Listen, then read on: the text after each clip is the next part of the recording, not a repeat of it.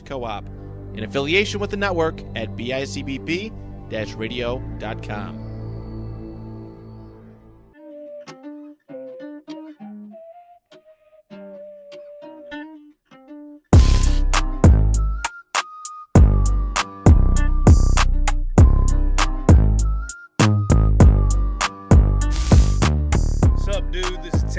Speaking into a microphone here out of Emerge Media Critters Co-op, and welcome back to Tank Talk.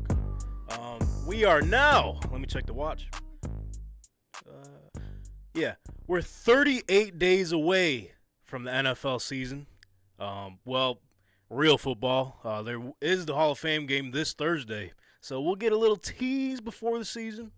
38 days away. Ladies and gentlemen, this isn't an ordinary episode today. As advertised, if you have been following along on the socials, at TankTalk_pod, we have a special return this evening. Highly anticipated return at that. Ladies and gentlemen, he's here.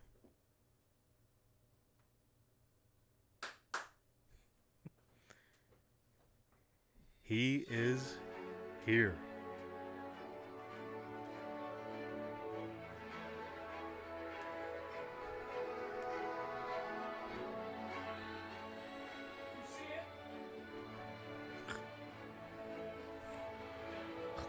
What up, boys? No way. It's pretty clean, huh? First time doing that. First take, huh? That definitely wasn't planned at all. Dude. Welcome back to the program, dude. Ladies and gentlemen, Nola's dad. Back in the building. Formerly known as Buffalo Dill. Nola's dad is here. We're back. See, with the way the market's working, we couldn't get the contract straightened out. He was holding out for a while, but we finally, after months of negotiation, he's back in the building. Yeah, it was a little bit of a battle, but I'm glad to be back here with the boys. It's all water under the bridge. Water under the bridge. I like that. Like Stefan Diggs said. Water under the bridge. And, of course, on the ones and twos, we have the one and only the OG. Maranto. Oh, there's no camera on him. Oh, I forgot to spin it back. Ah, shit. Welcome back. Here. Congratulations. There it is back. So we're all excited with the return of Hey, Noah's dad. Here he is. hey, All right. Yeah! Looks like he's about to have a uvu conversation. Oh, not on. I pray you're not on Uvu still, I huh? hope you don't have No, I'm not even on Twitter anymore. I'm on X. Oh, shit. Has that changed? He's Xing all his X's. X. Everything's Exit all X. of that. Let me actually turn this off so I don't Hey, that'd be get ideal. a phone call. That'd be ideal. Keely Cardinelli, Red Heart is calling. All right, ladies and gentlemen. Well, the NFL world is absolutely buzzing. So what we have on tap tonight? What is Jonathan Taylor doing? What the hell's going on there? Obviously, the surprise return to Nola's dad. Shout out. He's here. We have this week's edition of the Pundits Playbook. We're going over the AFC North. We're going to talk about the Joe Burrow injury that took over a couple days ago. Dylan's thinking they're hiding something. They're hiding something out there in Cincinnati. It was listed as high ankle sprain, but we'll get to that later and much, much more. So, Dylan, I mean, let's catch up a little bit. What you been up to, man? I mean, you haven't been on the program in a while. What's going on? How's everything going in Hey, life's pretty Nola's cool, dad's man. world here? Nah, life's pretty cool, man. We had the contract negotiations that we were going through. Out in life, everything's gravy, man. It's a good time right now, learning to be a dad, trying to do the best I can for her, be a good husband. We just got a house, too. So, hey, thanks. So life's moving really fast right now. So I'm glad to be back with the boys and able to slow down a little bit and enjoy, my favorite time of the year, football season, baby. That's what I love. We're finally here. This Thursday, the Thank Hall of Fame game. Man. God, dude. Thank God. You get to see your boy Zach Wilson start. He's a bum, but hey, he's going to go out there and he's going to try his absolute best. Like, he sucks. He ain't going to do nothing. Hey, listen. He told the media back when he lost the starting spot, and then the circulation was that they were going to bring some high level talent, and he said, "Fuck that shit, dude. Anybody that comes in here, they got to go through me first." This dude must have thought they were bringing in Joe Schmo, fucking Baker Mayfield, Joe Flacco, something. What? Exactly, bro. And they brought in one of the GOATs, Aaron Rodgers. And then he shit his pants and retracted his statement. So, hey, we'll see. Said he's going to give him hell, but it looks like hell froze over, so to speak. Yo, for real. God damn. Yeah, so we're coming off your birthday weekend, man. Yes, sir. Yo, you got a lot going on, my brother. That's what I'm saying, man. I told you, life don't slow down. It only goes faster. It's crazy. It sure doesn't. 'Cause, I mean, over the weekend, I was watching some, episodes when we first kicked off last year. Holy shit. It's nuts, dude. And the last time I think I was on was Nola was, 2 weeks old? Yeah, She's 3 months now, so it's... So you had her on camera. Yeah, she made... Hey, listen, I'll get her in here one day again, and you'll see how big this damn baby is now. Hey, what did she say when you had her on? What was She said, "Fuck the Chiefs." She said, "Fuck Patrick Mahomes. Go Bills." She did say That's that. what she said. She probably still says that to this day. She's trying to be corrupted, though, by her grandma and her grandpa. Or no. 49ers fans and Dolphins fans saying, "Oh, she's going to be wearing Dolphins gear during the season." I said, "You must not know who the fuck you're talking to." Do you not? You told Granny this? Yeah, I did, dude. Listen, I hope they never hear this, but hey, I'm in the clear now. I gave him the first grandbaby, brother. It's all from there. I'm good. I can do anything I want. It don't matter. All right, No, I'm just kidding. Shout out Evan Ed. Shout out. All right, well, I mean, like I said to kick off the show, the NFL is absolutely buzzing, so let's get right to it. Let me ask you a question. What the hell is Jonathan Taylor doing, Dylan? Or Noah's dad, rather? You can call me whatever you want. You want to call me Noah's dad, Dylan, Buffalo Dell? Whatever flows. Whatever comes to your mind, Hank. Just don't call me a bitch. Just don't call me broke. Hey! Hey! Dude, I have no idea what Jonathan Taylor's doing right now because he's going to be the one they're going to be calling broke soon enough. Oh! This dude, he's entering his 4th year, right? Because it's his contract year off his rookie year. Yes, sir. And this man is acting a fool. Better yet, he's letting his agent act a fool for him and ruining ties with the Colts and many other teams within the league. Right. So here, let me break down the little timeline we have for this Jonathan Taylor saga. Let me hear it. So let's go all the way back to April. Can I just say one thing before we do that? Go God damn, Tank. I know I bash the Colts all year, every year. I just feel bad for you at this point. Like it was looking up, dude. You bring in AR-15. He looks like an absolute fucking savage. He's gonna be great. Team's gonna be good this year. Not gonna hopefully have as many injuries. And then here we go. Here we go. Not even 3 days into the training camp, and one of the top 5 running backs in the league is requesting a trade from your team. Yeah, it's unbelievable to say the least. So back in April, he says things will happen naturally. Yeah. I'm the one that put the pen to the paper. They drafted me. I have the obligation to go play for them and do my thing, and all the contract negotiations will happen naturally. In May, a couple weeks later, Jonathan Taylor hires a new agent, Malachi or whatever the fuck his name is, Rick Ross wannabe looking guy. He hires him. In June, Jonathan Taylor says he wants to retire a Colt. Okay. So good to hear. at that point, as a Colts fan, you're like, oh shit, all right, Hey, that's good. cool, that's Good great. news. Because they call him in the locker room, they call him the mayor.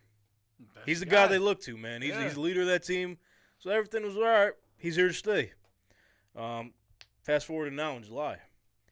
Jonathan Taylor reports to camp. All right, looks good. Came to camp. Not many do. Yeah.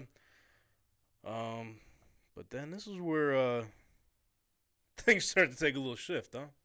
Everything happens with Barkley and the Jacobs situation. All the running backs have their Zoom meetings. Right. This and that. Turns out JT requests a trade. Tragic. Which the media kind of screwed this up in a timeline. We'll get to that in a second. But we're here. JT requested a trade. Then JT goes on the PUP list. From there, Irsay tweets about the running back situation. Malachi tweets about Irsay's tweet. Irsay then says Colts have not offered JT a contract. Oh. Then Irsay also says Colts are not trading JT. Ooh. Sit him down. Now, this came out yesterday. Reports came out that JT failed the physical beginning of right before training camp. That say that he has a back injury that was off the field, and he may be heading to the non-football injury list. And so what does that mean? That means if he's on the NFI, he's not playing this year and he's not getting paid. And all this contract stuff will go to next season. Then lastly here on this Jonathan Taylor saga timeline, he responds to the back injury report and saying, I think you need a new source because I'm okay. What the fuck is going on here? I've never seen nothing like this before. No, you know. Is this the quickest heel turn you ever seen in your life? It is the biggest NFL heel turn I've ever seen. Hoodie JT. Dude, that's what I'm saying, man. I just don't even know where to begin on unpacking this. I mean, what is your perspective? You're the fucking Colts fan. That's your guy, bro. You love JT. So originally, I'm like, okay, top 3 running back for sure, right? When fully healthy, no doubt. Easily top 5. This is the opportunity where maybe you can reset the running back market, right? Right. They have the opportunity. Jim Irsay, we all know he doesn't have a problem paying nobody. No, not afraid to spend the dough. No, even especially for those that provide something to the Colts, he's going to pay you. Right. Even if you don't, if we want to win now, he's going to try to buy into that. Right.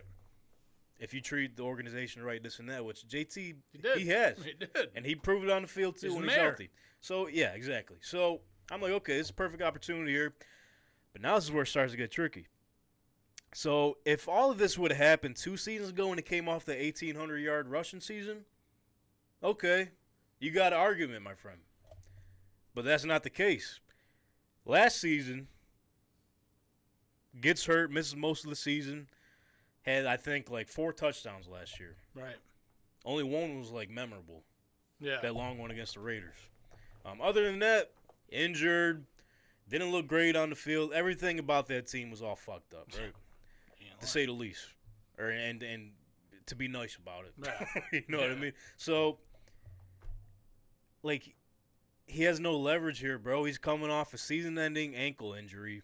Now he's got a back injury, which reports of a back injury. Yes, and the source it came from, Campbell, he's been on the Colts beat for 20+ years, so he has his sources are there. He's definitely not making. I mean, hey, listen, go ahead. No, go ahead. Oh yeah. So to finish, I guess just wrap up what I was saying. Irsay's he's in the right, man. People are overreacting, or they're reacting to what he said yesterday or 2 days ago. Listen. He said, if I die tonight and JT's out of the league tomorrow, the league moves on. No one's going to miss us. We move forward.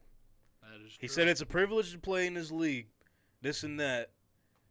So, and, I said it the last 2 episodes.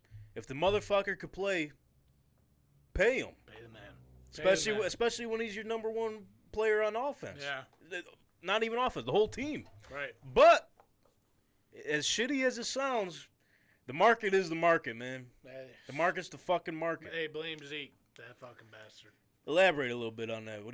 Why are you blaming Zeke? Which I'm in agreement with you, but for those that don't maybe forgot at home.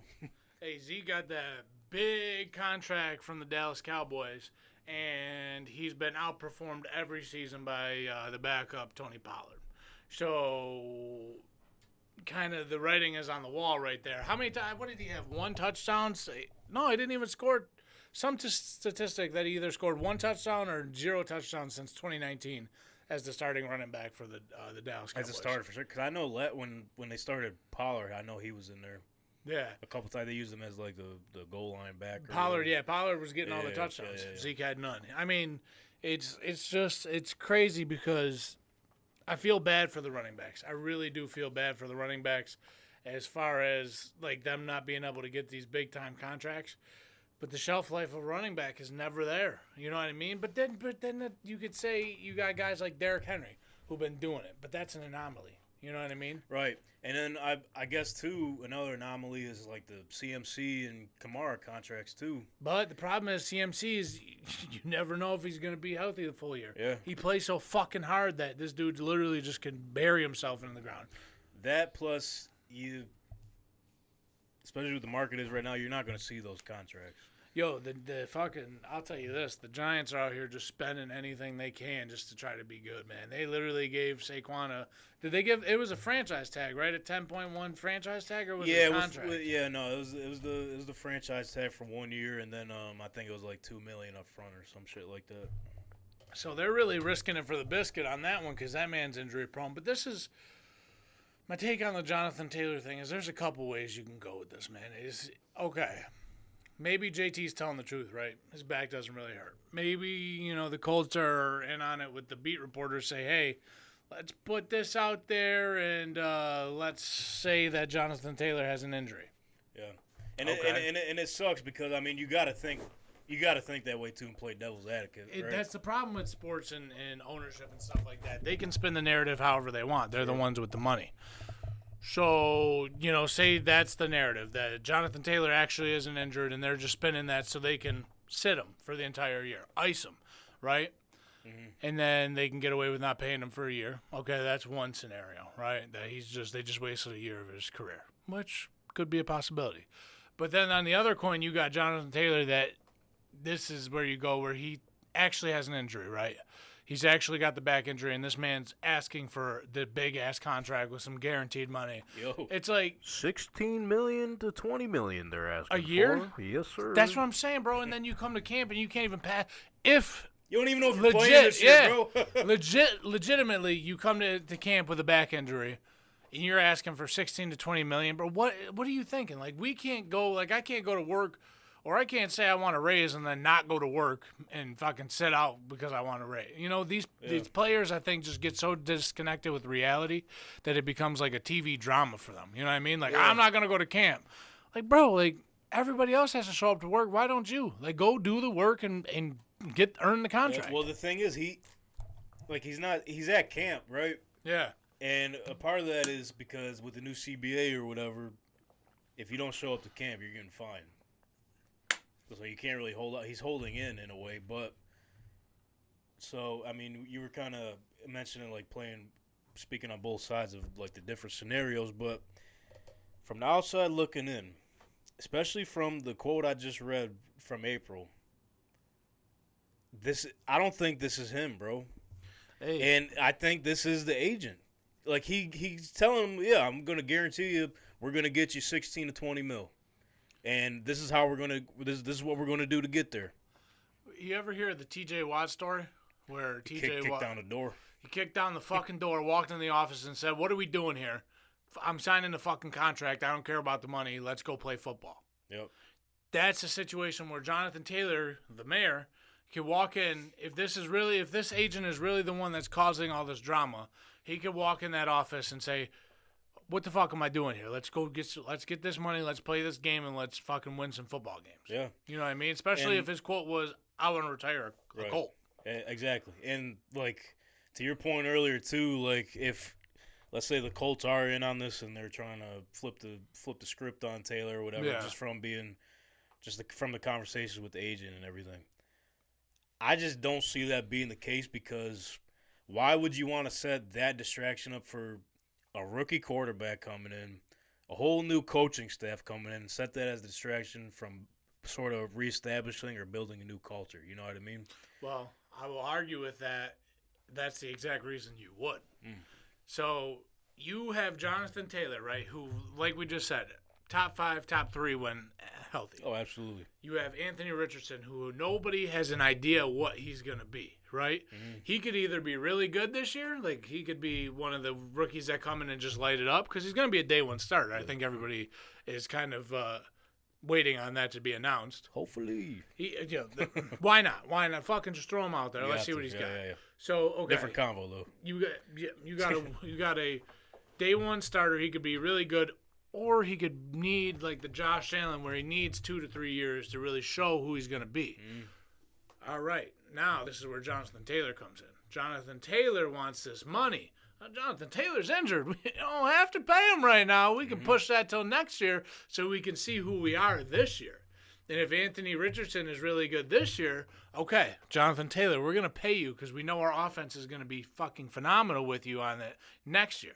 This year for the Colts, Jim Irsay, they're not going to say it, obviously, because they got to sell tickets. Yeah. But they know this year is we got to figure out if this guy is the guy. You know what I mean? Yeah, I can see it from that perspective. There's so many ways. Like I mean, that's the manipulative, fucking maniacal way that they could go about it. Like, let's just put Jonathan Taylor on ice for a year. We don't have to pay him. We don't have to deal with the contract bullshit. We'll let AR-15 figure out who he is. And then if he's a guy, hey, JT, that back injury, you're better. But it's like he's eligible for the contract extension. But, like, just play out this year. If you're back, cool. Like I said earlier, Jim Irsay ain't afraid to pay nobody. If you're back to what you were like 2 years ago, you might get your $16 million. Goddamn, you might reset the market, and that's what he's fighting for, right? So it's like I don't know what he's trying to accomplish. Like even with Saquon, he voiced his opinions. Yeah, he had the right people in his corners. Like, yo, listen, this is just what you have to do right now. Sign this shit. Like you're still getting like. What was it, $11 million? You're still getting $11 million. Yeah. That's like in the middle of the pack, so it's not bad. So, like, Derrick Henry's making $12 million. For right now, would you rather take Derrick Henry or Saquon Barkley? That's actually a tough question. It is. Derrick Henry hasn't slowed down once. Right. But I mean, to be honest with you, if you asked me that question, I would honestly take Derrick Henry. Yeah. So exactly. So if he's making $1 million less. Yeah. But also at the same point, like Taylor could probably get more than what Saquon got, maybe too. But and that's my question to you is, so this the CBA, if he doesn't play this year, does that mean his fourth year is next year? Like if this year completely washed, I put him on the ice for the whole year. So it depends if he's on the non-football injury list. Yeah.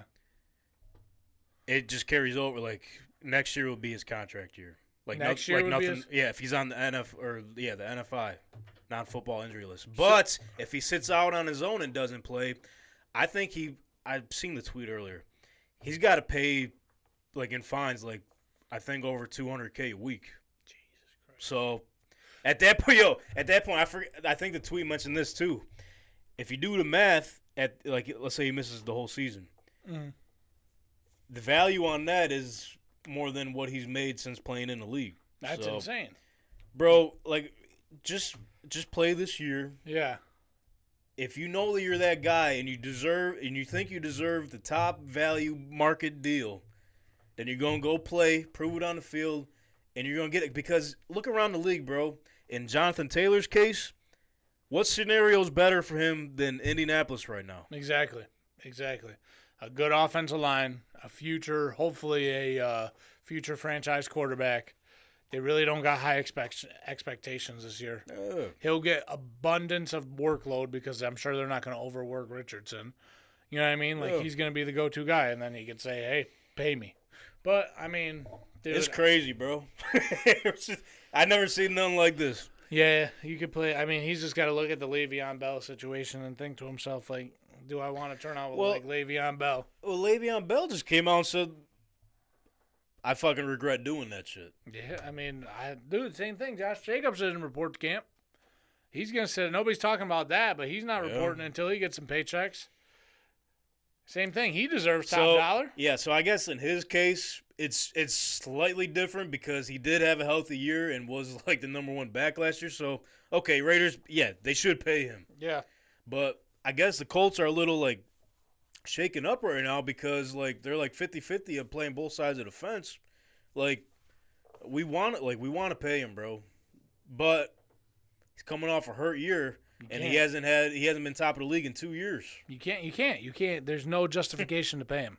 And it's sad to say because I'm always for the players getting the money. Oh, for sure, me too. But Fucking pay him.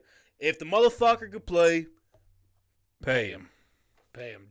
Josh Jacobs should get a nice $15 million a year deal. That man was the entire offense. Yeah. And they don't.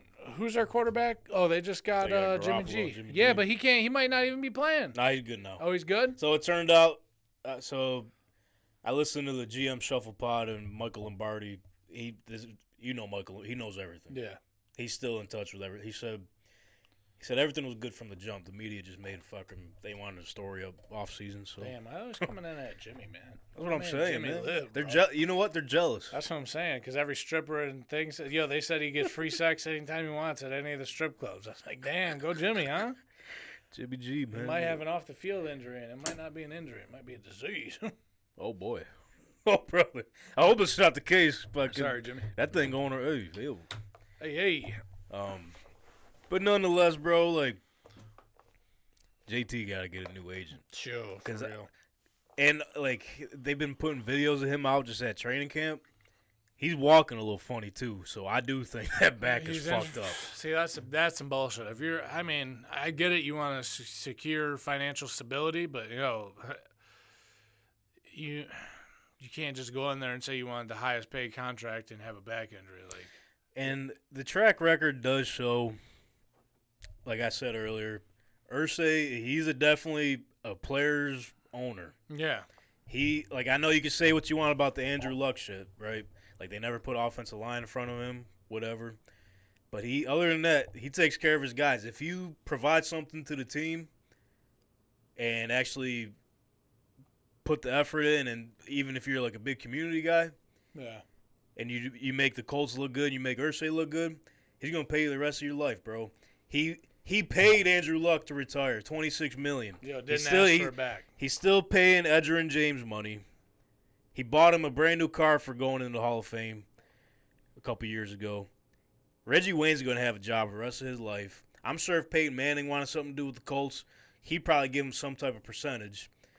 Fucking Jeff Saturday was a head coach last season, bro. Yeah, probably got a nice-ass contract. So, I don't know what this is going to look like, but I know this. Money tends to fix a lot of things. Yes, it does. So, We'll see. If he's healthy, he goes out there and performs well and shows some production, yeah, he going to get paid. Hey, we'll see how that one goes, fella. I'm curious. I'm tuned in. The timing is just insane, bro. Like, I'm tuned in for that the conversation should be about Anthony Richardson and shit right now going to training camp. And not even just him, like the other rookies, all the other guys coming back from injury, Shaq Leonard and everything. So it's wild, bro. It is wild. But speaking of injury, though, there was one that happened a couple days ago at training camp in Cincinnati. Joey Burrow went down. Here's the video. You zoom in on that for me? Yeah, I got you. So, rolling right, just a routine, boom, fucking shook up. So, Dylan, they're saying this is a low calf strain or high calf strain. People were afraid that they were saying this could be Achilles, but it turned out they're reporting it's a high calf strain. So, what's your thoughts on this? I know you mentioned you were mentioning the other day you were looking back at the video and you picked up on some things. If you want to break this down for us right here. Yeah. So if you replay it, I just see instantly just the way this injury occurred. Like just as soon as he rolls out and he puts as much pressure into his stride as he can, you see him instantly grab for that Achilles area, lower calf. Even if it is, they said high calf strain. He's grabbing low. Watch how low he grabs when he goes. Boom. And he's going down for it. Yep, right by the ankle. Right by the ankle he grabs at. And this is the same thing that happened to Kevin Durant. They diagnosed it as a high ankle sprain or a high calf strain, and it ended up being a torn Achilles. Okay. So they had Ian Rappaport on TV today. He said he spoke with other like head trainers and shit, and he was saying the one thing they picked up from this for like as an indicator on what the injury was, they said like you could share your thoughts on this too. I'm just playing the messenger here as to what he said.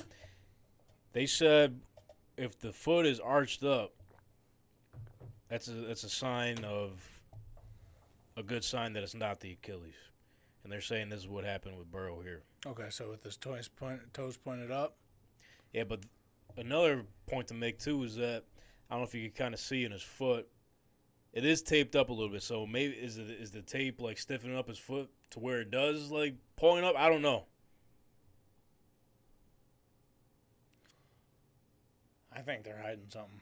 I really think that's a little bit worse than. What they're He making went it down. seem. Yeah, dude, he went down. I don't know, man.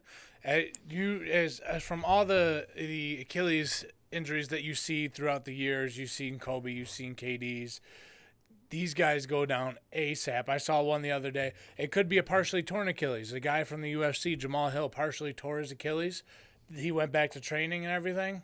Boom, tore his Achilles. So My question is, why is he wearing the sleeve? That's Before that's a the good- injury, that's a good he's point, wearing too. the sleeve. yeah, That's a good point, that too. is- I didn't yeah, think why about is that. his ankle Why still on taped up? earth are you sending your franchise quarterback out wearing a sleeve on the first day of practice? Well, because Why are you rushing it? Like, what do you have to prove that day? So, I don't know. I mean, he's already. I coach track, and I've seen kids come out of the blocks and do that exact same thing. yeah. And it's so maybe it's not a big deal, but it Could be. it could be Could it's be. gonna it could be a lagging, even if it's not a tear. It could be something that's going to be hanging around for a while. And this is another part that you could say is also I could say why they put him out there because the Cincinnati Bengals don't give a fuck about their players. Oh, Sorry about it. oh, Hey, man, they had him practicing outside in the winter for how many years until they finally they built just- a they goddamn just got indoor an indoor, facility. yeah. It's crazy. You're a billionaire, dude. Build them a goddamn indoor facility. saving up that money for the Joe Burrow That's what I'm contract. saying, bro. Take them to the golf dome or something and fucking have them practice inside there. And also, they had to share that same facility with the Cincinnati. The college, bro. That's what I'm Wildcats. saying. It's not even theirs. They got to share it with the college kids. That's why Sauce Gardner's so good. He was out there practicing with Joey B. That's what I'm saying. But anyways, I mean, I could be wrong. I really think they are hiding something and they're trying to figure it out and try to. Because hey, listen, Joey B goes down with a torn Achilles. That's a year done, and that season's washed for the Cincinnati Bengals. Because who's gonna step in and be fucking Joey Burrow? Trevor Simeon. What did he tear his? He had 2 injuries his first year, right? Wasn't it ACL and AMs? Something like that. He missed like Yeah, he was out for the first year. Last year at training camp, he got appendicitis. Had to get his appendix removed. This dude just can't stay healthy. But here's the thing, though. Second half of the year, they get it together. Oh my god. So no true. I don't know. Like, I mean, that's props to the coaching staff, but you could assume that they're probably going to have a slow start again. We don't know how long. They said several weeks, but you can't really define that. I would be surprised. Has there been any video of him at practice recently? Not that I've seen. I haven't really dove into it like that, but I'm curious because I want to know if he's there and if he's booted up and what is. I really think that they're kind of hiding something putting it under the rug and putting out a false narrative on. Dude, you can't trust these teams, man. Same thing with the JT situation. You never know. They could be just fucking saying, oh, no, just cash train. It's, he'll be back in a few weeks. This dude literally could have tore his fucking Achilles and could be done, and they're just trying to figure out a backup plan. So, I don't know. I hope I'm not even going to say it. well, say what? What were you going to say? Fucking, I'm toxic. Joey Burrow, please sit for the year, pal. See, that's what we've been missing. Yo, sorry, Joey Burrow. Hey, listen. So me and Brother Brent, we're normally on the same page. You know Brother Brent, he's like laid back, quiet, like whatever. This is what we've been fucking. We need some controversy on this. Listen, that's fucked up, dude. But hey, gotta go for the bill. Listen, he fucking embarrassed us out last year. Fucking made them think that we're just a big old joke now these days. Like the Bills only fucking lost 3 games last year by what? Combined 10 points, and then they just made them seem like they fucking stink. Like fuck Joey Burrow, honestly. Seriously. That's the taste you left in your mouth last Yeah, season. dude, fuck that guy, man. Fuck him, T. Higgins, fucking Jamar Chase. They were all fucking burning everybody, dude. Tyler fucking Boyd's out here scoring. And fucking Eli Apple's bitch ass was talking mad shit about DeMar Hamlin. Oh, well, speaking of Eli Apple, though, quick breaking news as well over the weekend. He got burnt by Tyreek Hill at camp. Now, they're practicing today, so I'm sure we're going to be seeing some content I when we get hope home. so, bro. But- I hope so. Eli Apple has signed with the Miami Dolphins to replace the injured Jalen Ramsey, who they're saying might be out till like early December. That's wild. So as soon as that news came out, Tyreek Hill said, "Oh yeah, practice Monday should be a lot of fun." I'm actually going to – I hope there's some video. I hope he fucking burns the shit out of Yeah, him. I'm going on Miami Dolphins Twitter as soon as we get off of here. Yo, Miami Dolphins Twitter's going to roast Eli Apple. Hey, roast him just as soon as he gets burned by Tyreek Hill. Is Yo, it- or Jalen Waddle. I ain't even like it's just Tyreek, dude. Jalen Waddle's just Yeah, fast. it's like your first day of middle school. You know, Yeah. you're coming from elementary school. You're all nervous and shit, and you get bullied your first day, He ain't coming back. just like you fucking did to me, you asshole. Yeah, sorry about it. I ain't do you like So this fucking this Eli. guy right here, quick story. Uh-oh. First day of middle school, Gaskell, right? Fucking coming up from High Park Elementary. Didn't know what to expect. I'm just minding my own business. Got my book bag, got my binder, walking to my locker. And I'm walking up the stairs, and I just trip. Don't know fucking how. And there was a lot of people on that staircase, so I remember nobody them- missed it. Them staircases used to be jam-packed. Whole Gaskell Middle School seen that. So I get up. I look down at my shoes, they're fucking tied. Hey. Like, who the fuck is that Gaskell? They got fucking Houdinis walking around here? So I untie my shoe. I'm walking up the hall. I look behind me. I hear these two dudes laughing. I see this fucking 7-foot fucking 8th grader with the Vernon Davis jersey on. Fuck yeah, dude. With another guy. He didn't have the mustache at the time, but you could tell he was coming in at He some probably point. had his pink fighting on. Oh, yeah, the fight. That's what... Now it all makes sense. Yeah. That's how he was able to fucking tie my shoe walking up. Them fightings were different, man. Where his balance is on point, dude. Fucking just unleashed his mental IQ, too, dude. He fucking used 100% of his brain there. That dude probably had, I could guarantee you, I know went what he stealth had on. mode. This dude had on some khaki shorts, a fucking Rebels t-shirt, a pink fighting, and fucking some Old Navy shoes or fucking New Balances. Where did your shoes get tied? Like That's when what I'm did it- saying. I don't know You how. don't know where it happened? We were waiting No on the clue. stair. All right. Oh, so yeah. let's I need break to it hear. down. I haven't heard your perspective of this. Listen, so, Miranda, did you ever work at Gasco? Thank God, no. Yeah. Because I subbed there a couple times, and There's some wild days.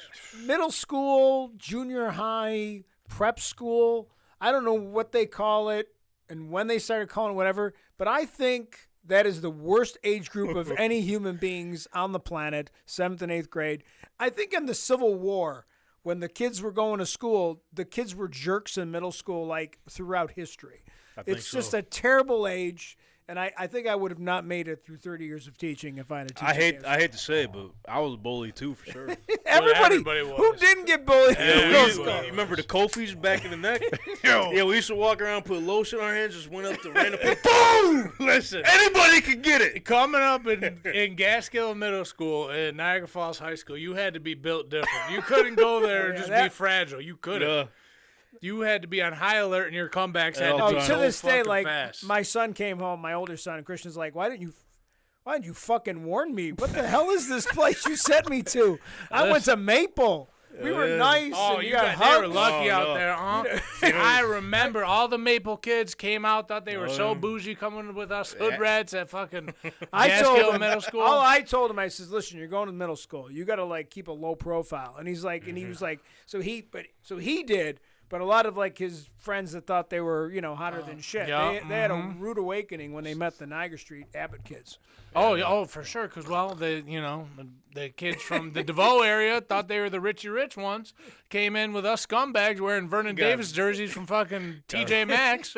Got smacked around quick. Yeah, I thought this guy would. No, listen, you are hiding a story that you have never told anybody. Oh, no, you got to finish because you were giving your perspective. I'm not gonna And tell that you. was on me. I cut you off. Hey, I listen. need to hear how this happened. So the reason I asked Maranto is because I'm sure you remember is those morning time rushes when you know, because they couldn't let you in the school and you couldn't go to all your classes until a certain time. Yeah, so you the had to sit stairs around. were literally jam-packed and you would be waiting on the stairs for like fucking 15 Like minutes. Disney World, you're just Yeah, in line. uh-huh, Yeah, you're stuck exactly. waiting for these doofuses to fucking go to their classrooms. So you got this guy right here who looks like he's about fucking 45 in front of us. Did you have Oh, a yeah. beard in seventh He I grade? did. had the chin He strap. did. All you had to do was strap a suit on this dude, and you would have thought he was a substitute teacher for the day. So we see this kid ahead of us, and me and Dahl, we were assholes. We just, you're in middle school, you didn't care. We're 8th graders. Yeah, you were a year in. You were Yeah, we had dealt with our bullies, so we had to give it to you. So this kid, it was a luck of a draw, man. And look at how it turned out many years later. So, okay, anyways, he's standing on the stairs, one foot's in front of the other, and then we just fucking, Dahl says, hey, we should tie shoes together. Of course. I'm like, oh, no way, let's do it. And so we fucking boop, boop, boop, boop, boop, tangle this shit up, and then he goes to take a step and done. down. Oh, my God. That was had hilarious. it. Now, I gotta ask you, like, that Terrazzo's marble, whatever the hell that Oh, is man. pretty hard. I know. Yeah. I mean, looking you back feel? on it now, I feel like a dick, but hey, listen. At the Like, time, I've always had like somewhat good reflexes, so like as soon as I felt myself, I caught myself, thankfully, because if I would have smacked my head on that, I would have been done. yeah. I would have been done. Hey, you know what? He didn't My notice. God, his skull is cracked open. First day of school. He didn't notice because, dude, there's so much going around. There There's was. sensory information. You got these kids. Everybody's bumping into you. He's got his little books in his hands. And everybody trying to pants you. I think fucking when I was at goofy you. LaSalle and back God in the 70s, when it was just as bad back in the 70s, when I went to junior high at LaSalle, it was just as bad. And, like, if anything happened to you in that situation, they made up the stupidest nickname, and you were called that for yeah. the rest of your life. Yep, so you were so, stuck. like, if you spilled milk on your shirt, you were Milky. Like, Yep. you were just called Milky for the rest of your life. Milk like, boy. You whatever, Milk Boy or the Milkman or whatever, like. That's hilarious. I will say, Thank God I got tanked. Yeah, you gotta take- you that gotta shit get obviously one. stuck. So we had, so I won't name the teacher's name because I don't know if he's still out there teaching, but you probably should just do it. nah, I can't. I mean, fuck him. I don't give a fuck. He was a dickhead anyways. You know Mr. Coney? Mr. Cody, yeah. Yeah. He still works the Bald guy? younger guy. Yeah, he's still around. Younger. He ain't young than that. All right, anyway. Well, he's not. He's young. Okay. he taught. Perspective, everybody's younger than me. Yeah. So, He- he's still in the district. He was a yeah. dick to me anyway. So Was he the deserves- dean? Or, He was- turned into the dean, yeah. okay. He Yeah, was he, kind of a he was dickhead. the dean, He and now he's was. not there anymore, but he was the dean for like So I got a funny story about him too. you know Oh the my funniest God. thing ever. The first day of school, me and Dahl had I don't know if it was technology or some class together, and Mr. Coney was the teacher. So we sat next to each other, and this is when like bald wasn't really a thing and wasn't in back then. This dude was bald as a motherfucker, and That he shit was- shined. That shit was shining. Yo, he shined his shit up for the first day of school. And I'm just sitting there trying to fucking pay attention. And Dahl whispers to me, he's like, look at that fucking slap. And I just started crying. And every time he'd talk, he'd be like, Dahl would say, I just want to fucking slap the shit out of that bald ass. You think that's what people say about He us? probably do. Look at that. All That's these karma, kids, dude. these kids and 12, 10-year-olds fucking go to see They're us awful. around. They're awful people. Yo, but we don't keep our shit signed up like Mr. Coney. That dude. I need to know how he does that shit. Oh, Yo. his could like if this light was on there, you probably wouldn't be able to see me because his head would be shining so hard. At his camera, you wouldn't be able to see nothing. But my Coney story was they sent me downstairs to like get mail or something. I forgot, it was like one of my English teachers or something. So I came back up after the fact, and so he must have forgot to give me some other mail for her or something. So he came up, and I was already at the door because I had just came up. So he has the envelope. He goes, "Here, sweetie." And then everyone just all paused. My face, I was like, I'm like, and I was like, "What'd you call me?" he just fucking walked away. I got shit the rest of the day. I'm like, what the fuck is this? Wow, damn, that's That might be jail. that could be jail because you were like 12. You may have looked 30, but you were 12. I don't know, bro. But nonetheless, middle school was fucking different. Middle school Terrible was place. wild.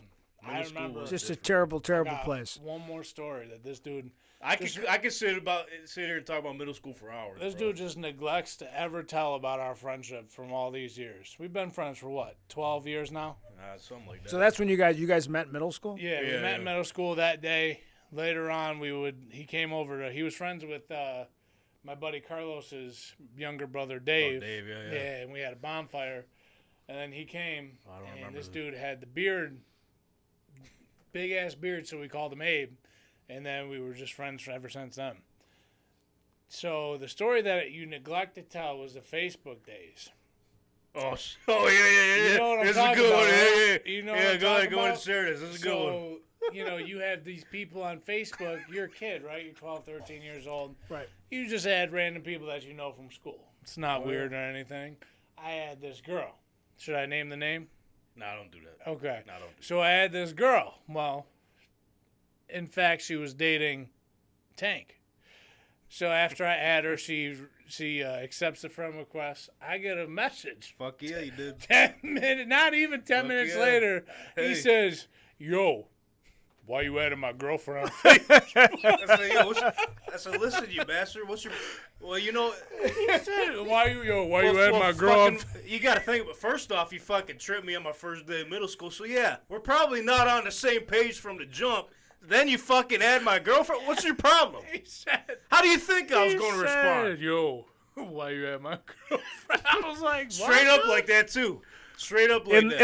In the text, it was Yeah. that you typed yo. Yeah, he Yeah. did. He did. Straight up. He tried to Google You got to make sure you put the words because you want it to be clear that you got attitude. He tried to in show there. me that he went to Hyde Park Elementary School. He was from the fucking tough and gutters.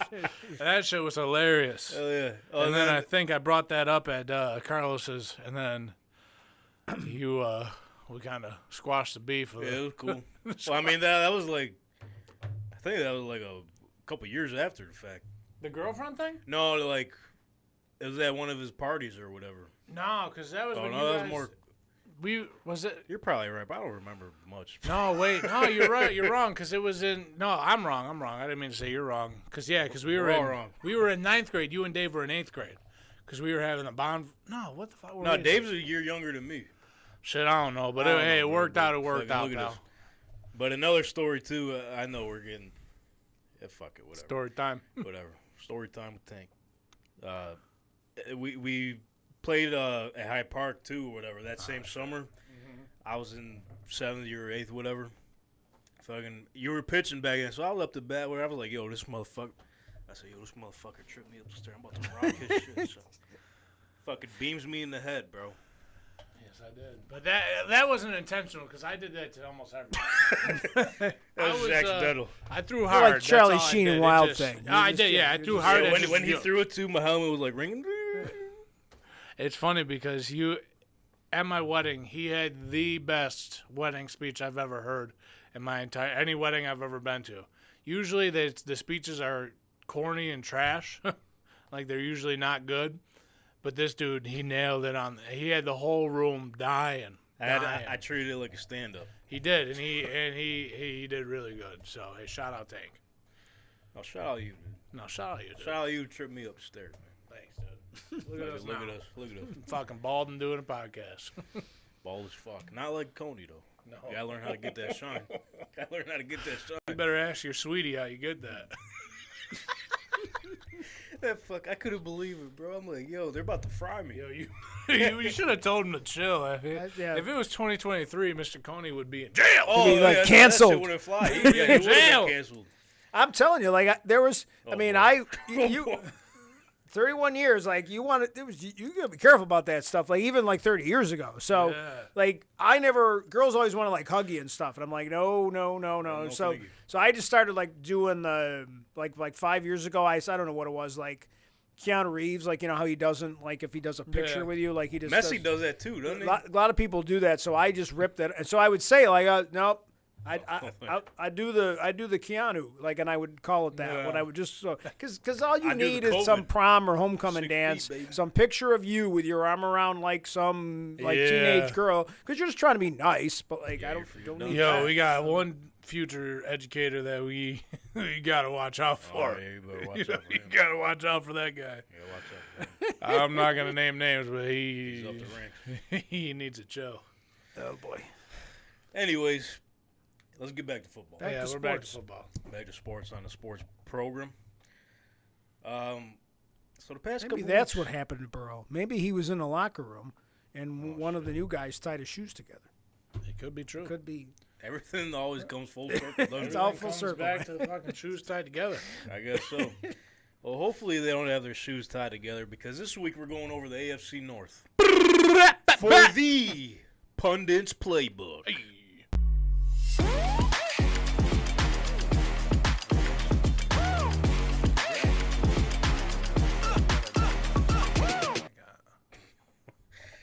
All right. Well, hopefully while you've been putting together mailboxes, you've been putting together some knowledge on the AFC North. So, Dylan, typically, Brennan kicks us off. Brother Brent kicks this segment off for who he thinks is going to, come first, second, third, and last in the division.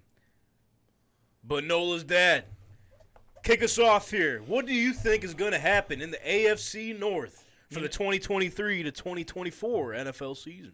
You know what I'm going to tell you, Tank? I'm going to tell you what, after, doing a little research on this division, it's a tough call because Tough it's as another fuck. division where there's, 4 teams in there that are going to be highly competitive. That's right. So I really think,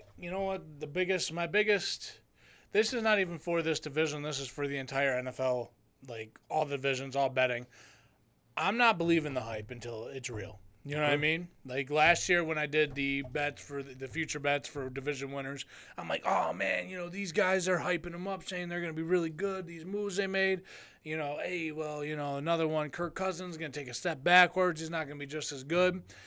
Just using that as reference, I'm not believing the hype this year. So they're saying they're going to have to show me something. That's right. So we're going they're going to win it again. They're just too high powered of an offense. They got one of the top 3 best quarterbacks in the league. Place which way you want. Joe Burrow. As long as he's healthy, they're going to win the division again. Okay. So let's start from the bottom up to the top, so to Okay. speak. This is we typically say let's start from the bottom to the very top of the cream of the crop of the division. All right, so let's do this. So I already fucked it up. Anyways, I'm going to hate to say it, but it's not going to be a bad thing. The Pittsburgh Steelers are going to be at the bottom. Unfortunately, I think that they're a great team. I don't believe in Kenny Pickett yet. Okay. He didn't do anything last season that really showed me that he's a guy. You know what I mean? He had glimpses, but he has to really take a step forward. And to do that in this tough a division, especially with my next team, a team that's getting a little bit better, the Cleveland Browns, you got to play them twice. Solid defense, made some good acquisitions. Myles Garrett's always a fucking a dog over there. Denzel Ward, okay. And then after that, we got the Baltimore Ravens with a healthy Lamar Jackson. That's right. Lamar Jackson is back. He's got some weapons, hopefully. He's got Rashad Bateman, What? Zay Flowers, What? and could have been, should have been, would have been Super Bowl MVP, Huh? OBJ Odell Beckham Jr. Indeed, they do. Yes, they do. Hey, he's got Mark Andrews over there. So he's got some weapons. He's going to come back, full bill of health. He'll come out there, and he's going to have to really show that he earned that contract. So I like it. I like that. And then, of course, you got the top of the mountain, like I already said. I got the Cincinnati Bengals. Joe Burrow, one of the top 3 quarterbacks. Place him where you want. Jamar Chase going to take another step forward because his contract's coming soon. T. Higgins playing for a contract. Damn right. Tyler Boyd's playing for a spot on the team. And that defense defense shows up. It shows up in big games. So They do. Indeed, they do. it's going to be a tough – hey, listen, that division is going to be a fucking a warhouse all year long. There's going to be some dog fights between them. And I'm going to love it. I can't wait for those division games. But there's going to be some tough ones, but I really think Cincinnati Bengals are going to be the one on top. So if you ask me, What do you got? starting from the bottom, and this team they're pretty used to being down at the bottom of this division. I think even with all the additions, right, plenty on the defensive side, the Cleveland Browns are going to come in last. Okay. But I do think if they do get like the Houston Texans version of Deshaun Watson before the massages, Hopefully. they will be an over 500 team. I believe they're set at like 9.5 or 10.5 for the over/under on the season. I think they could be a 9-win team for sure. The defense is solid. You got Clowney, you got Garrett, who's always in the mix for Defensive Player of the Year. They just added Devondre Campbell for the Minnesota Vikings. The list goes on. They got some fucking guys. Yeah, they do. Over in the dog pound. But I don't know if we're going to get that same Deshaun Watson, man. 2 years is tough to come back from, especially at the quarterback position. He didn't really show any glimpses at all last year. But we'll see. And then especially they got the all-white alternate uniforms. Not going to be great. Damn. But they still have Nick Chubb. Still have a top 5 offensive line in the league. They lost Kareem Hunt, but they have Jerome Ford, who they drafted last season. He's a dog. They got high hopes with him. I mean, everyone has a good camp, they say, but they're saying he's having a good camp so far. Right. I mean, we'll see this Thursday, right? The Hall of Fame game. Yeah. But, yeah, I don't think the chemistry is going to be there for the Browns. Somehow, still finish last. Dog shit. Damn. Third place. What we got? The Pittsburgh Steelers. Mike Tomlin, 16 years in a row with a winning record. It's going to be 17 this year. Okay. I think this is one of the most underrated and probably one of the best divisions in football. Because I think the AFC North could easily come out with 3 playoff teams. Yeah, they could. I think the Steelers might find a way in there, or they're going to be on the brink of it this season. Kenny Pickett, like you said, he showed glimpses of it last year. I think now he's got a full camp, first team reps and everything. Right. Looks properly jocked. Been putting in the work. This could be the big year for him. Hey, Step it up, gonna man. have to be. Another year with George Pickens. Deontay Johnson, he just got injured the other day. We'll see what happens with him. Underrated trade, Allen Robinson for like a 7th round pick. Still, like, he's older now, but Still got Naj. he's not really getting paid, so it's like Yeah, you gotta go show out. he can still play. Yeah. As Naj. long as they give it to Naj. Naj. Upgraded their offensive line. They got some fucking dogs on the line. Yeah. Isaiah Samalalu or whatever the fuck his name is from Philly. Philly That'd be obviously had the best offensive line last year. Drafted a guy. Defense is always fucking top 10. We know that, right? Yeah, They made some additions there. Ain't even gotta explain that. Pat P, he's going to be an underrated signing. So Steelers are going to come out and play, man. They're going to be competitive throughout the season. And you always got T.J. Watt just fucking sign the contract and play ball, Watt. Exactly. He kicks the fucking doors down. He does. He says, fucking let's play. That's what he's going to do this year as Give me a well. fucking couple And ultras. maybe if they're on the brink of a playoff run, maybe we see J.J. Watt at the end of the year come and play for them. Good. Maybe. Good. But now second place. Now this is where it gets interesting. I got the Cincinnati Bengals. Whoa. Okay. Cincinnati Bengals coming in second. Now that we see this Joe Burrow's hurt, right? Yeah. They already start the season off slow. Every season he's been in the league. This doesn't help their case at all. And I think they start the season with a kind of sort of a tough schedule.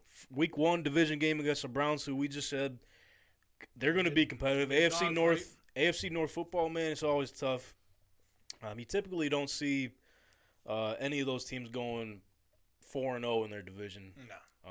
So Bengals could start off a little rocky, and I do think them losing Von Bell and Jesse Bates is going to hurt them. Yeah. It's going to hurt them. Those are 2 big leaders. Because especially a young team, like you see it with the Bills, if you have 2 big-name safeties who go out and show out, Pay them. that's success right there, man. Pay them. You know, you see what happens when they went down in Buffalo. Pay them. Exactly. Keep them on the team. So them losing Jesse Bates and Von Bell, I think that's going to hurt them. They lost a few corners. Defensive line still there. I mean, they're still going to be competitive. Yeah. T. Higgins is playing for money this year. So I think there's a chance he could have a better season than Jamar Chase. We'll see, bro. I mean, their offensive line, they got Orlando Brown, strengthened that offensive line up a little bit, which they've been shaky for the Bengals the past couple of years. I just don't know. They're going to have another tough start, man. Who knows? Like we were just talking earlier with the Joe Burrow thing. It could be more than what they're saying. Let me ask you one question. Mm-hmm. Now that we're talking about this, I don't mean to interrupt you. Oh, you're good. You're good. You're going on a nice promo. I love it. Thank you.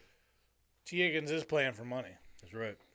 If Joe Burrow's injury is more than what they say it is, and it looks like it's downhill battle for the Cincinnati Bengals, could we see T. Higgins on the market? So I don't know, because I think at that point it'd be like a sign and trade deal, right? But would it be though? Because he's still got this year that he can play. Typically though, like I mean, you could technically call it a sign and trade. Whoever he's getting traded to is definitely going to sign him. But right. does Cincinnati have the money to give to T. Higgins? Because he, let alone himself, is a wide receiver one. Oh, for sure. He's good. He's easily a wide receiver one by like 80% of the league. And look at what wide receiver one money is getting paid, and then look who's got to get paid next year. Both Jamar and Joey B. Yep. So I don't know. There's only one person in that mix that is. Yeah, unfortunately, it's probably it's probably the way it's going to Bring work. him to the Bills. Bring him to the Bills. That'd be wild. But nonetheless. Yeah, keep going. Nonetheless, though. Let me talk to you. Let me talk to you, dummy. Yeah. Could be shaky start for the Bengals, especially with the whole Joe Burrow thing happening.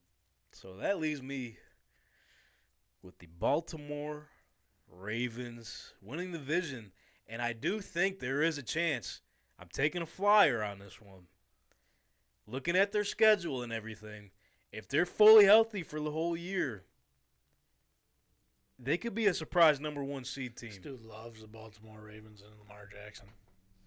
Bro, He loves his Lamar winning Jackson. percentage since he's gotten to the league is just about 80%. This guy doesn't lose. Hey, you can't win in the playoffs. That's the only downfall. You can't keep the team on your back the whole way. He loves Lamar Jackson. Hey, you know what though? I'm not going to disagree with you because this is a tough division. Yep. My 1 and 2, I could have flip flopped with them the entire day. And plus, people are overlooking this as well. I forget the offensive coordinator's name. He's coming from Georgia. I think he worked with Lamar a little bit at Louisville. Okay. When Lamar had that crazy Heisman year. That was his guy? He was a throwing quarterback, right? Yeah. As you've seen, if you look up some Baltimore Ravens training camp videos, you've never seen Lamar Jackson roll out into a play action to the right under center. He's always in the shotgun. Every play. Yeah, They're switching it up.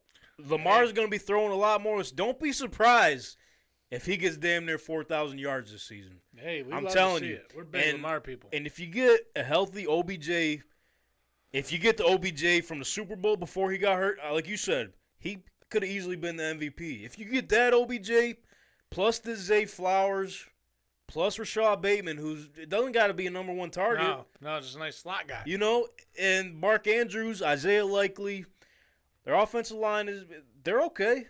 Yeah. They're okay. You got a loaded backfield. I mean, you got J.K. Dobbins if he's healthy. We'll see how that goes. They signed Melvin Gordon, Gus Edwards, running back by committee over there. Hey. It's going to be interesting. Plus, their defense is always solid. I'm not sure off the top of my head what additions they made over there, if they made any at all, but they're always ranked high as well. Dude, yeah. I mean, hey, listen. Can't argue on anything there. And like you said, Action Jackson got to prove something, man. That's what He just got that paid money. There's a whole we already forgot there was a whole fiasco over the offseason. Yeah. So I think if fully healthy, bro, watch out for the Baltimore Ravens. I'm just saying. Listen, I'm not disagreeing with you. I really think there's a high possibility they take it was a tough decision for me today to come on here to tell you that I was going with the Cincinnati Bengals. The only thing that I told myself this year, like I said earlier, is when it comes to betting and predictions, I'm going with what has already, you know what I mean? Like what I know. What, you know what I mean? Yeah. Like I could say that OBJ can be a great addition. OBJ could be trash. It could be the OBJ that went to Cleveland. You know what I mean? It could be. Zay Flowers could be great. Zay Flowers could not be great. You know what I mean? It's the same thing with the Pittsburgh Steelers. Kenny Pickett could be a guy. He could be a guy. Deshaun Watson could. Fuck Deshaun Watson. I don't know what to talk about him. Don't even. But anyways, hey, listen. I just can't wait to see it. I can't wait to see it. Are we taking tallies? Are we seeing who's the fucking smart one? Who's winning, dude? Well, that brings me to this. Okay. So you said you got to go with what you know, but you always got to keep an open mind and Yeah, of course. and be willing to learn some things. Mm-hmm. So with that being said, let's pass it over to our stats savant, our numbers guy, Jacob Money Martineau. Let's hear it, Money Mart. It's like I jumped in the parking lot. I told you. I didn't want to. I was hoping that wasn't the case. Charges may be filed. We'll have to Okay. see. Damn. This tall guy just came out of nowhere and he's hit me with a stack of papers that had football stats on. Got my ass kicked. Hey, and he has a lot of papers. He does have a lot of pay. I'm glad it wasn't a laptop. It would have been a laptop. I could have been. I wonder who could have done that. I don't know. He had a mask on, so I don't know. We'll never know.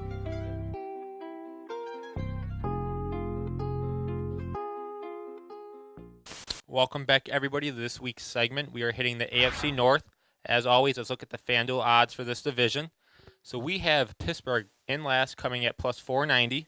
We have Cleveland at plus 380. Baltimore at plus 220. And then Cincy, the favorites for this division, at plus 145. And so we're going to start with Cincy.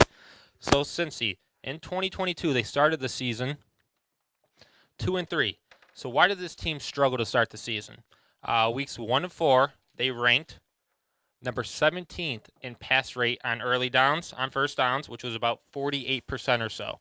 So what did they do to change that? They went from number 17th to the first. They started to throw the ball more in early downs and just stopped running the ball early, which helped them out a lot. Why else did they struggle? They faced a lot of too high coverages defenses. So what does that mean? Burrow just had to throw the ball short. They had a lot of safeties playing deep, and Burrow just had to throw underneath and throw the ball short. Burrow averaged only 3.9 yards on early down versus cover 2, so that was not good. He was not getting the ball deep at all. That ranked 31st among 32 teams in the league, so they were struggling very big against cover 2 defenses. Worse in the league, actually, so that's pretty bad to have Joe Burrow struggle against this, so they needed to fix it. So how did they fix this? Well, they just got rid of play action and just went everything to shotgun. So shotgun and early downs, they went from 60% shotgun to a league high 88% of the time using shotgun on early down. Why did this help the Bengals out so much? It reduced Joe Burrow's pressure rate. He didn't have to worry about turning his back to fake the play action or anything. He just hiked the ball and look at his field, look for his receivers right away. Pressure, week 1 to 4, Joe Burrow was pressured on 30% of his early down throws. That's incredible. After week 5, he only hit 30% mark one time. So the Bengals, they made big adjustments throughout the season after week 4, and then they went on a winning spree and made it very far in the playoffs. So they're a good team at making changes, and that shows they have great coaching and players that will listen. So I do like Cincy this year. They're at 11.5 wins, and they could definitely go over and definitely win the Super Bowl this year. They have a talented team and a pretty good O-line. They're not used to having a good O-line. Their O-line this year is projected to be ranked number 12th, so just above the league average. So look for Cincy to make a playoff run this year. So with that, now we're going to hit the Browns. The Browns are projected at 9.5 wins. Last year, they went 7-10 as a team. They kind of struggled a little, and we're going to talk about why did they struggle. Well, they ranked 14th in yards per carry at 4.9 yards. So they have Nick Chubb, one of the best running backs in the league, and their league average at running the ball. So there's a big issue there, and we're going to talk about why. They stopped using 2 tight end sets. Harrison Bryant could not pass block, could not run block, and so they just got him off the field and used more receivers. And with that, the Browns just could not run the ball. So in 2021, when they used 2 tight end receiver sets, they averaged 5.6 yards per carry. In 2022, that 5.6 went all the way down to 4.6. So they averaged a yard less per carry in 2022 versus 2021. Harrison Bryant is the main culprit for this. He did not do well run blocking, and so Cleveland Browns just had to bench him pretty much, and they struggled because of that. They couldn't run the ball well. So what can they do this year to make sure they're an elite team and can do well? So they have to utilize the play action and stop running the ball so much on early downs. They ran the ball on first downs a lot last year, and that forced them second and longs. And second and longs, if you don't make a completion, it's third and longs. And if you have third and longs, too many of them throughout the game, you're not going to win. So they need to utilize play action and stop running the ball early.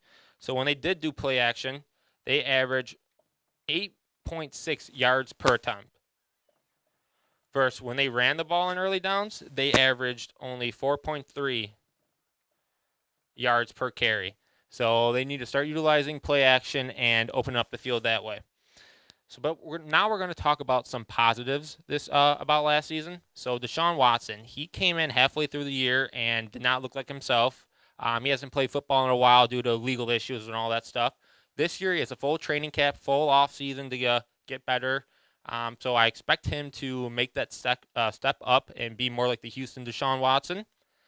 Last year they played 2 bad weather games as well, so that really hurt them out a lot.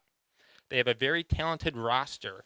And their O-line, which I like this O-line a lot, their O-line is ranked number 3 to start the year out. So I think they could go pretty far. I mean, 9.5 wins. I would not be surprised if they go over this and can maybe make the playoffs. So we'll have to wait and see. Now let's talk about the Steelers. The Steelers are a unique team. They have had a winning season for the past 16 years. That's very incredible. Mike Tomlin has been a great coach and knows how to coach these guys and get wins. But now we're going to talk about Kenny Pickett. So Kenny Pickett last year, he struggled to start the year off. He lost 3 of his first 4 games. But after that, after their Week 9 bye, he went 7-2 with those 2 losses coming from Cincy and Baltimore. So Pittsburgh did a good job adjusting for him. Now we're going to talk about where he struggled and how he can get better. So last year, Kenny Pickett, yards per attempt were at 5.9 on early downs with a low success rate. That ranked number 33 in the NFL. He was not throwing the ball far on first downs. He was not stretching the field at all. But on third downs, he ranked 7.7, which was a top 10 in the league. He did very well on third downs, but that's an issue that I see. Third downs performance is tough to predict year over year and shouldn't be relied upon. So that could be a big issue if they have to rely on third downs more this year.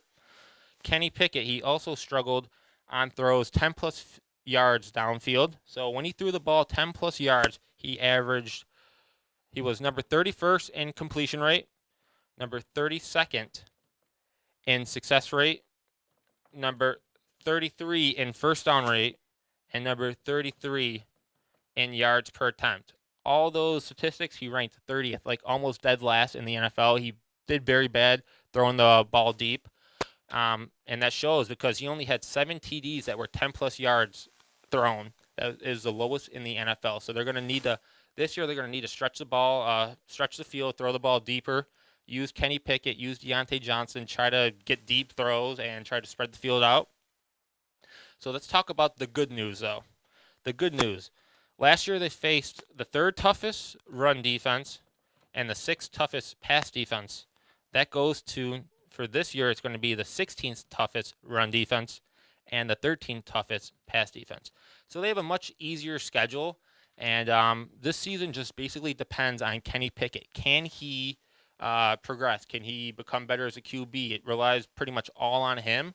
And so can he keep their winning streak going? Can they go from 16 consecutive wins to 17 years? It just depends on Kenny Pickett, so we'll have to wait and see. So now, let's talk about the Ravens. I'm a big Lamar Jackson guy. I think he do very well this year. Lamar Jackson, he is 45-15 when he is healthy and finishes a game. That is elite. That is a 75% win rate. That is incredible pretty much. He is a great quarterback. But now we're going to have to talk about what the Ravens can do this year to make sure they make the playoffs and make sure they go a deep playoff push. So they have to build a pass. So in 2019 and 2020, the Ravens scored TDs on 35% of their first quarter. That's an incredible rate that led the NFL right there. But for 21 and 2022, that rate went from 35% all the way down to 11%. They really struggled in first quarter scoring the ball, and it's very important to build a lead because then you control the pace of the game. The other team has to play catch up and throw the ball more, but when you have the lead, you can throw it, you can run it, just control the pace and control the game. So that's a big reason why a lot of teams win. So that's one thing the Ravens have to do. The next thing they have to do is improve their red zone efficiency. So in 2022, the Ravens drove into the red zone on 34% of their first half drives. That ranked number 7th in the NFL. So they're very good at getting to the red zone. But what do they do in the red zone? Not score the ball much. Their TDs per drive ranked number 15th. Again, they were number 7th in the NFL getting to the red zone, but their TD ranked 15th. And their points per drive ranked 19th.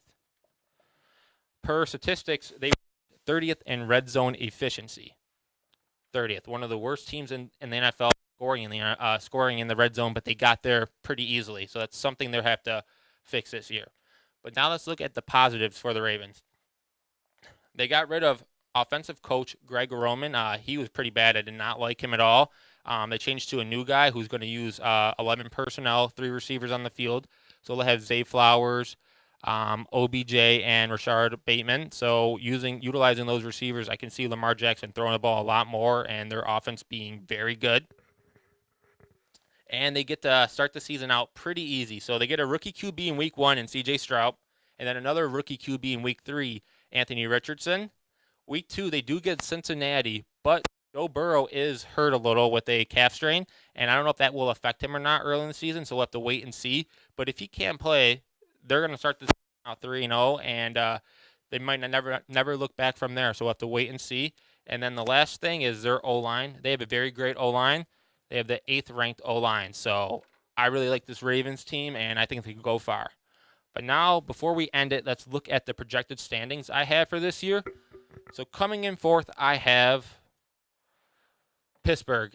Kenny Pickett is going to have to be more efficient this year, be better on play actions, be able to throw the ball down the field. If they win or lose this season, it all depends on him and his progression.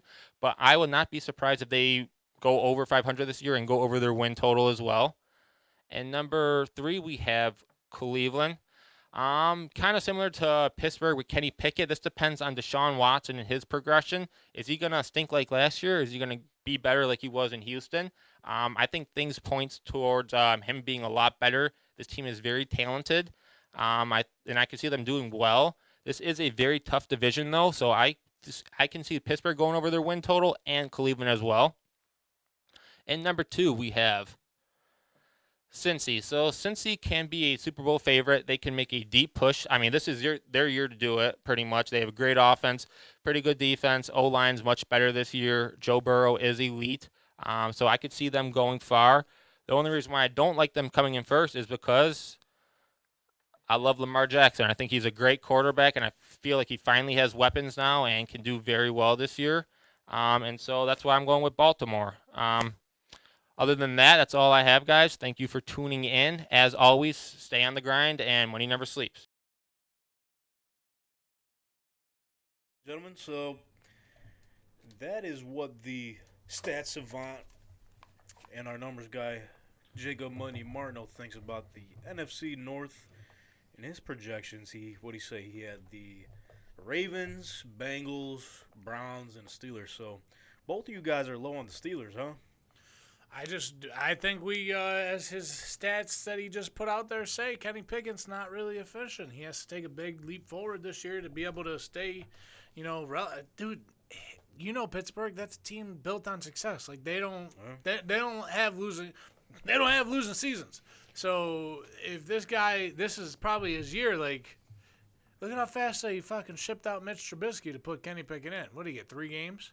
I don't even know if he got that many. He did to it. be honest. Mitch Trubisky is a guy, too. And then they took him right out, and Kenny Pickett was in. You know, they knew they would have some growing pains, but this year they're not. They're going to keep a short leash. Yeah.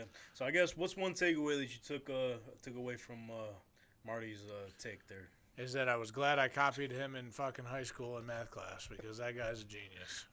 No, what I really took away from what Marty was saying is definitely what I just said is the stats on Kenny Pickett.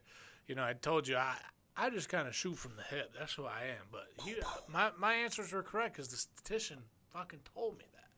But I also like how he was talking about how teams have to be more efficient. And really, anybody that has some football questions, fucking reach out to Money Martineau because money never sleeps. And this guy just gave you the keys to success. He was telling you who's good, who's not. And that's the whole point of the Pundits Playbook. I fucking love it. That's solid, dude. Marty's a fucking genius. He's awesome, man. So the live FanDuel Sportsbook odds right now for the the AFC North Division. We got the Bengals at plus 150, the Baltimore Ravens plus 220, Cleveland Browns plus 380, and the Steelers plus 470. I believe it's the same odds as what Marty went over, but nonetheless, yeah, man, you get some good odds on the Ravens plus 220. Yeah. You know I'm taking that. Yeah. I still got the Bengals. Okay. So with that being said, for those fine viewers listening or watching at home right now, head over to the link in our YouTube description here, or click on the link in our social media accounts at TankTalk_pod. Head over to FanDuel Sportsbook where you can make 10 times your first bet. For new users, bet $20. Only $20. Ain't bad. And get $200 in bonus bets. Yeah, that's a trip to fucking Burger King, Wendy's, Chick-fil-A right there. Just put All it of them. bet. All of them in one you trip. get $200. They ain't giving you $200 at Chick-fil-A. They might, actually, if you ask for it, but you know damn well Burger King ain't. Or McDonald's. You might not even get the right order for $20. Well, you have it your way at Burger King, I'll say that. Yeah, well, that's a lie. But at FanDuel, America's #1 sports book, for the new users out there, go ahead and bet $20 on who do you think is going to win the AFC North. So what I'm going to do, I'm going to go bet the plus 220 on the Baltimore Ravens and easily get $200. I don't even got to win it. $200 instantly in my FanDuel account. Don't you wish you were still a new user? Those were the days, man. But that's why we're trying to pass the word on. So how it works, simple. Go to the link in our description on the YouTube channel here on this video. Sign up and verify your identity, and it takes less than 2 minutes. Simple as that. Boom. Then you make your first deposit with a $10 minimum, but to receive the $200, you got to put at least $20 on your first bet, and then boom, $200 hits your account, just like that. Easy enough, though. Get yourself $200. What are you talking about? I don't know. Talking about? Honestly, I don't know how you can turn that shit You down. can't. And then while you're at it, head over to WinDailySports.com. Get the latest information from the experts, you know, to help you improve your daily fantasy lineups. Fantasy football's picking up here. Yes, sir. I can't wait. We got our dynasty leagues going, fun Yeah, league. too many. Yeah, they're starting to pile up, and I think there's more coming in as well. Yeah, I got asked the other day to go in another one. I'm like, damn, I'm already in 5. We're going to do the Emerge one, right? Yeah, that's coming up. Well, we can talk about that in a minute. We got the Emerge one. Gee, 6. So while you're losing track of all your fantasy teams, head over to Win Daily Sports. Catch up on their articles. Hear from the experts themselves. Get some help. Yeah, seriously. set your Save lineups. yourself some time. Fucking don't do the research yourself. Have the experts do it. And not only you can check in on your fantasy lineups, they give you expert advice on the betting lines as well. So Let's go. head over to WinDailySports.com and turn your love of sports into a profit center and get the winning edge on your fantasy leagues and your sports bets. Boom, boom. So, let's wrap it up here, ladies and gentlemen. Like I said at the top of the show, the NFL world is buzzing as the Hall of Fame game is finally here this Thursday. Hey, we're going to get like CFL, football, you know. But nonetheless, Football's back on our television sets. Tank is back. It doesn't even matter who the fuck. We could be out there playing, and people would be happy to fucking watch. You know why? Because they're fucking tired of their miserable lives, like we all are, and we want to escape in the world of football and watch some fucking people get hit and some touchdowns be scored, drink some beer, eat some pizza without feeling guilty for fucking ordering every Sunday and Thursday. That's right. I couldn't have said that better myself. The energy of the show is back. It's back. God damn right, dude. I said the other day to my wife, I said, we were sitting there, we went to breakfast Sunday morning. I'm like, fuck, I cannot wait to wake up every Sunday. I'm going to hit the gym real fast, pump a little weights, check my bets, make sure everything is placed in the right places. Maybe do a little cardio, because I know I'm going to be indulging in some pizza later. You're damn right. Then we're going to leave the gym with the baby. We're going to go to breakfast spot. Kalamata's in Lockport. Shout out. Glow Greek joint. We're going to get ourselves a gyro and feta omelet. 2 extra eggs, baby. We need the protein. Send it over. Hey, give me the hash browns on the side, a little bit of sourdough toast. Okay. We're going to go home. You're making me a little hungry. I'm not Oh, gonna lie fuck, to dude. you. I'm starving. I ain't eaten dinner yet. We're going to go get our Zubies on, our Zuby shorts. Okay. We're going to be wearing our fucking 2 sizes too big Buffalo Bills t-shirts on so the belly don't poke out when we're sitting in the chair You're watching damn the right. game. And maybe potentially in a couple weeks I'll be able to, send you a direction to where you can get your Zubas and your Buffalo Bills t-shirts or whatever else team you want to wear or represent. So stay on the lookout for that. We're still up to something here. Okay. And then what we're going to do after that, Tank, is after we get our Zubies on, fresh t-shirt, we're going to sit our fat asses on the couch.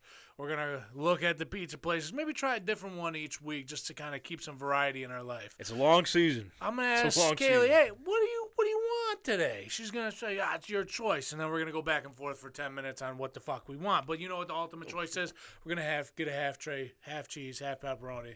We're going to get 20 wings, half barbecue, half hot. Bring them to the house. We'll have the cash ready for you. And we're going to sit there until 9 p.m. that night like a slug on a rug and do nothing but watch America's fucking game. Football, baby. It's back. Let's go. Can't fucking wait. It's Thursday, baby. It's not Yes, gonna. sir. It's not gonna. We're gonna get a little tease. We're into the preseason, but I know what you're thinking at home. Who in their right mind is gonna bet on a preseason game? Well, the you're degenerates. fucking looking at them, okay? All the So degenerates. So let's check out the lines real quick. Let's see. What do we got? Wow, this thing's been moving. So earlier this morning, it was at 2.5. Last week, it was at 1.5.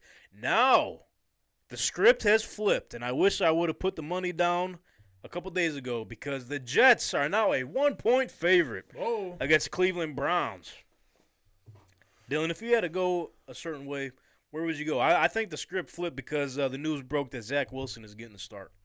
I'm honestly going to go with the Cleveland Browns here because Josh Dobbs is going to be slinging the fucking ball. I forgot about The that. created player with no AI attributes will be out there throwing the thing around. So let's go. We're going Cleveland Brown. Then they got the rookie, too, out of Yeah. UCLA. Yes, sir. What's his Darian, right? name? Darian Darian. Alexander Franklin or something like that. No disrespect to him. I don't know his double last Well, how name. about this? Fucking make us learn your name this Thursday. Yeah, huh? seriously. How Give about that? yourself an edge because you never know what's going to happen with Mr. Massage Man. You never know. I don't think he's playing, to be honest. No, he's not going to play for sure. But hey, listen, like you were saying earlier, he hasn't been the same. We don't know who we're going to get. He could get a little hands-on. If you know He what I mean, could, down in he Cleveland. But could. he said he's learned his ways, so Yeah. we'll see about that this upcoming season. But, yeah, I can't pass it up, bro. Hard Knocks is starting next week. Energy is high in New York, Uh-oh. or New Jersey, rather. Yeah, they ain't Sorry in New about York. New York Jets, I like a -1. Thank you very much at -110 on FanDuel Sportsbook. You got the Browns, you said? I got the Browns. I got Okay. the Browns +1. Over-under is kind of 33.5. That's it. I would definitely take the over on that. I think.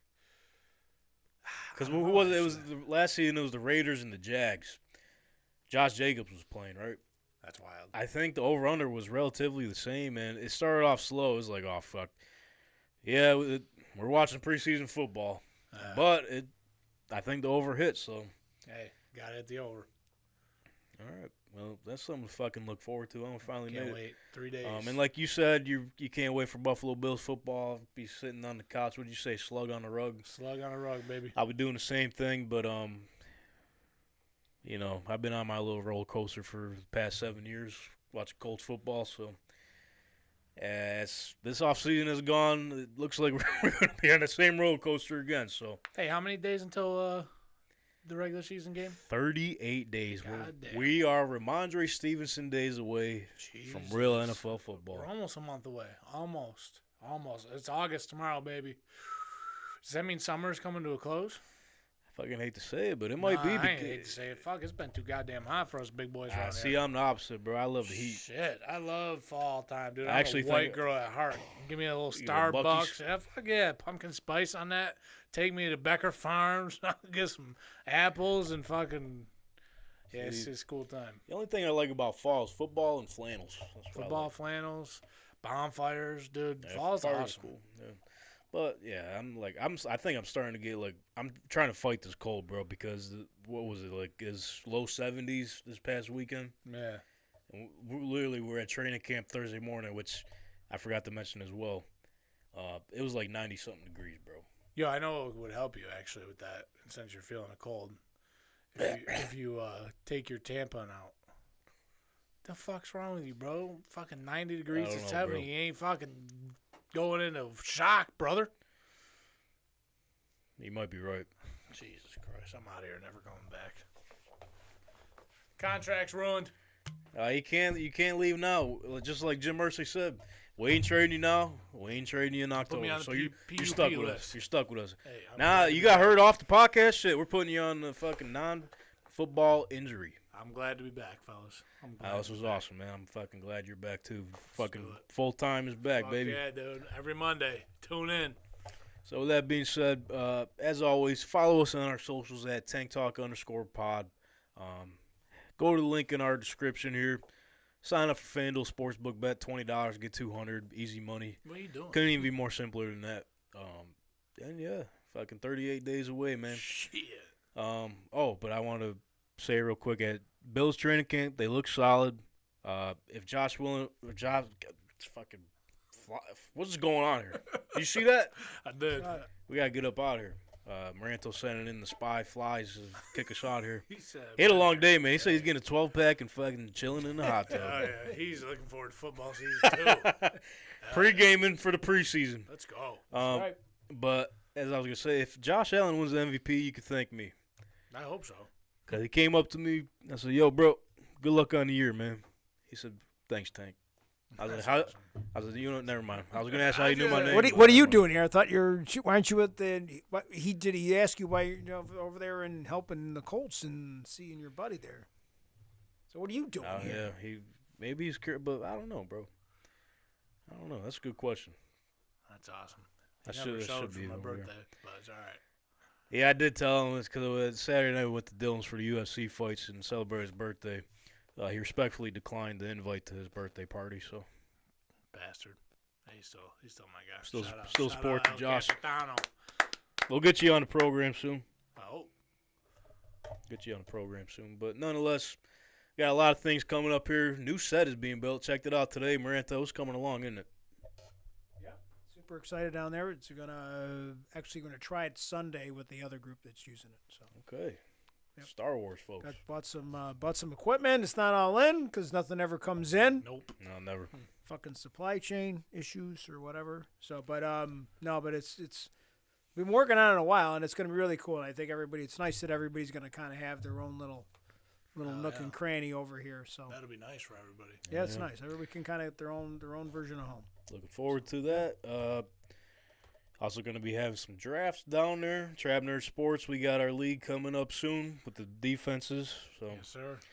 you know, Tank Talk's going to bring that home, as well as the Emerge Fantasy League trophy. So, Let's do it. that being said, thank you to all the Apple Pod and Spotify listeners and you fine YouTube, I guess, watchers, viewers, watching now. And we will see you next Monday. Hey.